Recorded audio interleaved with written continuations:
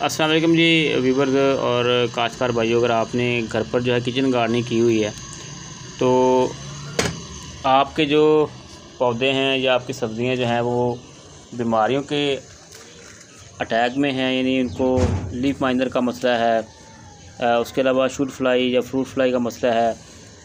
तो अगर आप इस वजह से परेशान हैं और आप चाहते हैं कि स्प्रे भी आपको आसानी के साथ जो है वो मैसर हो, आप घर पर बिल्कुल कोई पैसा खर्च किए घर पे जो है स्प्रे बना सकते हैं।